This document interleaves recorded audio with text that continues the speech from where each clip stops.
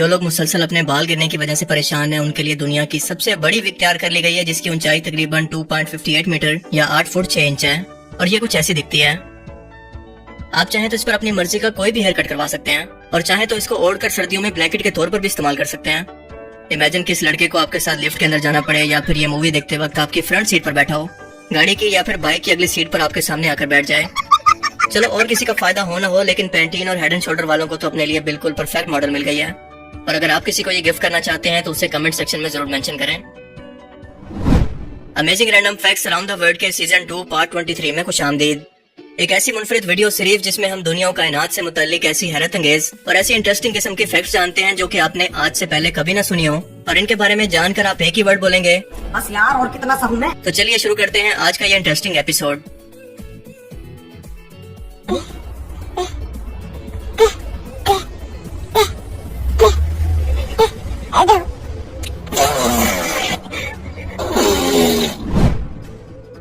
वैसे तो हिंदुइज्म के अंदर कई मिलियन छोटे बड़े खुदाओं की पूजा की जाती है और आए रोज इनके अंदर कोरोना देवी या फिर भगवान नरेंद्र मोदी की तरह इजाफा होता जा रहा है। लेकिन आपको ये जानकर हैरत होगी कि जनूबी भारत के गांव के अंदर हिंदू लोग एक मुसलमान की मूर्ति बनाकर इसकी पूजा करते हैं, और वो भी इतनी लंबी लंबी लाइन्स के अंदर लगकर, क्योंकि यहाँ के हिंदुओं ने मिलकर इसकी बाकायदा एक मंदिर बनाई है जहाँ पर इसकी पूजा करने के लिए ये हर रोज यहाँ पर इकट्ठा होते हैं। और ये मूर्ति खुद किसी वेडिंग केक की तरह लगती है।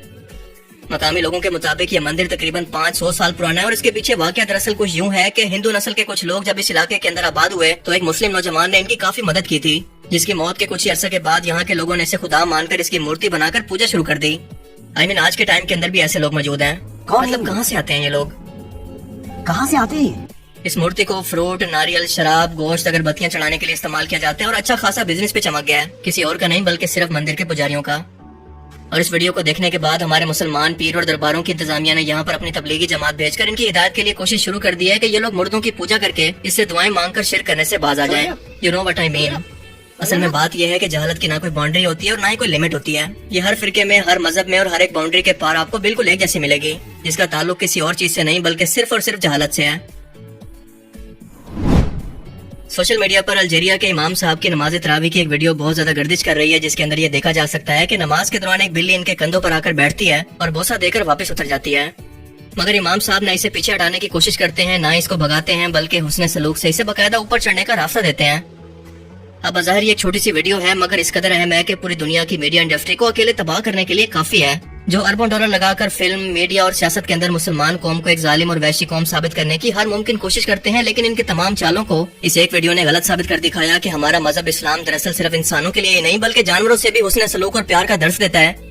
जिस तरह से कतर ने फीफा वर्ल्ड कप के दौरान इस्लाम का असल चेहरा गैर मुस्लिमों के सामने पेश किया और लोग हकीकत जानकर इस्लाम कबूल करने लगे, बिल्कुल वैसे ही पूरे इंटरनेट पर यह वीडियो सामने आने के बाद कई गैर मुस्लिम इस हुस्न सलूक से मुतासिर होकर क्यूरियोसिटी में ही सही लेकिन एक बार तो इस्लाम के बारे में जान रहे हैं।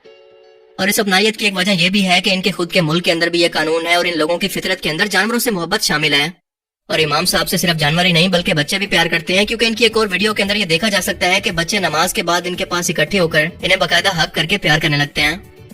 इसलिए मैं हमेशा कहता हूँ कि लोगों को सिर्फ बातों से इस्लाम के लिए ज्यादा मुतासिर नहीं किया जा सकता, बल्कि अपने कैरेक्टर और किरदार से इस्लाम की ज्यादा अच्छे तरीके से तबलीग की जा सकती है, जो कि आज के ज्यादातर मुसलमानों के अंदर खत्म हो चुका है। सो लेट्स बी ऑनेस्ट, हम सभी लोग जानते हैं कि अगर ये बिल्ली इंडिया या पाकिस्तान के अंदर इमाम साहब के साथ ये हरकत करती तो यकीनन उस बेचारी का कुछ ऐसा हाल होता। समंदर में जजीरों का सतह पर आना और कुछ अरसे के बाद डूब जाना वैसे तो बिल्कुल एक आम सी बात समझी जाती है, लेकिन साइंसदानों को एक ऐसे जजीरे की गुमशुदगी ने चकरा कर रख दिया है जो कि कुछ ही अरसा पहले तक गूगल मैप पर बाकायदा सैंडी आइलैंड के नाम से मौजूद था, मगर देखते ही देखते अचानक से कहीं पर गायब हो गया। ये पूरा जजीरा पुराने नक्शों के अंदर भी मौजूद था और गूगल मैप पर भी, लेकिन गूगल मैप हमेशा से आसमान की सैटेलाइट के जरिए तस्वीरें लेता है, जिसकी इतनी बड़ी गलती के चांसेस ना होने के बराबर हैं कि कोई जजीरा मौजूद ही ना हो और वो इसे मैप पर दिखा दे। जब माहीगिरों से पूछा गया कि इस जजीरे पर क्या कुछ मौजूद है तो इन लोगों का जवाब था कि हमने तो यहाँ पर कोई जजीरा देखा ही नहीं। रिसर्च टीमों ने जब इसकी खोज की तो ये वाकई वहाँ पर मौजूद नहीं था और ना ही समंदर की गहराई के अंदर इसका कोई नामो निशान था, जिसके बाद सवाल ये पैदा हुआ कि आखिर ये इतना बड़ा जजीरा कहाँ पर चला गया, क्या इसे जमीन खा गई या फिर आसमान।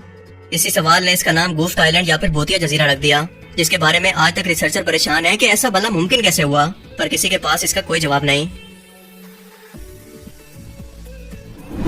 अगर आप भी कहीं ट्रैवल करने के लिए गूगल मैप्स का इस्तेमाल करते हैं तो आपके लिए बहुत बड़ी खुशखबरी है कि इसे बहुत जल्द इतना एडवांस बना दिया जाएगा कि आप सिर्फ अपने मोबाइल फोन का कैमरा खोलकर न सिर्फ उस जगह को पहचान पाएंगे बल्कि ये टूरिस्ट गाइड की तरह आपको अपनी लोकेशन पर लेकर जाएगा। मोबाइल का कैमरा ओपन करते ही ये आपको पहचान कर बताएगा कि आप इस वक्त कहाँ पर मौजूद हैं और आप किस डायरेक्शन के अंदर जाना चाहते हैं, आपके आसपास मौजूद बिल्डिंग्स किस मकसद के लिए हैं।